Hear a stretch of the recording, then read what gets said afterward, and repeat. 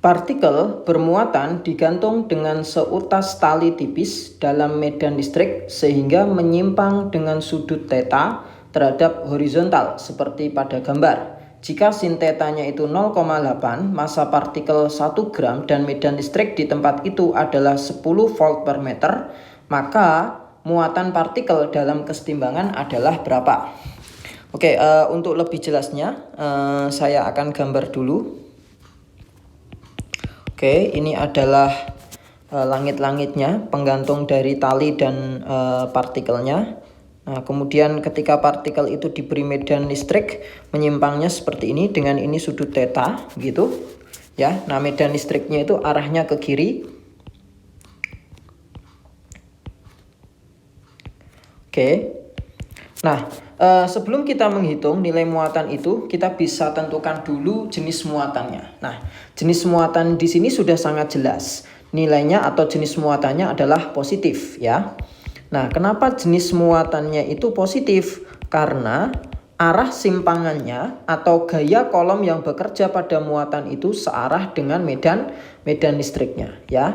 Itu alasannya. Ini saya kasih alasan karena penyimpangan bandul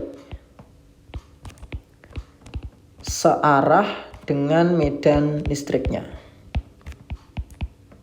Nah, nanti kalau misalkan penyimpangannya itu berlawanan dengan arah medan listriknya, maka bisa dikatakan jenis muatannya itu negatif. Nah, kemudian kita akan menghitung berapa muatan partikel tersebut, ya.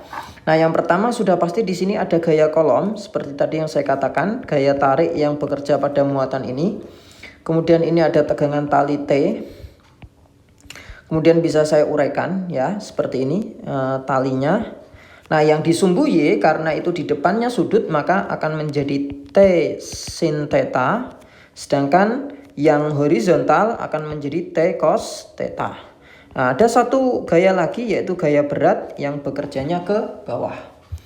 Nah, karena muatan itu terjadi kesetimbangan, maka ya karena terjadi kesetimbangan, maka total gaya pada sumbu X harus 0 dan total gaya pada sumbu Y juga harus sama dengan 0, ya. Total gaya pada sumbu X itu bisa saya tuliskan yaitu Fx itu sama dengan T cos theta. Nah, Fx-nya sendiri bisa kita uraikan. Jadi muatannya itu saya tulis dengan Q gitu, ya. Q kali medan listriknya itu sama dengan T cos theta. Sedangkan pada sumbu Y bisa saya tuliskan yaitu T sin theta yang ke atas, ya, sama dengan yang ke bawah atau W. Atau T sin theta sama dengan M kali G. Nah, karena yang kita cari adalah tetanya berapa, maka yang di sumbu X-nya inilah yang kita perhatikan. Nilai medan listriknya sudah ada, ya. Kemudian cos tetanya sudah ada karena diketahui sin tetanya 0,8. Maka bisa dikatakan nanti cos tetanya adalah 0,6. Nah, yang belum ada adalah T-nya. Nah, T-nya itu kita cari dari persamaan di sumbu Y-nya dulu, ya. Nah, kita hitung dulu. Di sini T sin tetanya adalah 0,6. Masanya 1 gram bisa dijadikan kilo itu kali 10 pangkat min 3. Nah, kali 10 kayak gini, ya. Maka nanti T-nya itu adalah 10 pangkat min 1 dibagi 6. 10 pangkat min 1 dibagi 6. Atau 1 per 0,6 gitu, ya. Kemudian kita bisa substitusikan. Kita bisa substitusikan ke sini.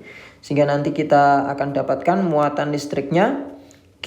Kemudian medan listriknya adalah 10. Nah, kemudian T-nya bisa kita ganti 1 per 0,6. Sedangkan cos theta 0,8. Salah berarti tadi, ya. Ini bukan 0,6, 0,8 sin tetanya. Berarti nanti didapatkan di sini 1 per 0,8. Oke. Nah, berarti cos tetanya itu yang akan 0,6, ya.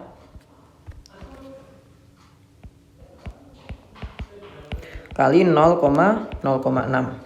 Nah, berarti dari sini ya bisa kita hasilkan bahwa nilai Q-nya gitu ya, itu kita dapatkan yaitu hasilnya adalah 3/4 gitu ya, kita kalikan dengan 10 pangkat min 1.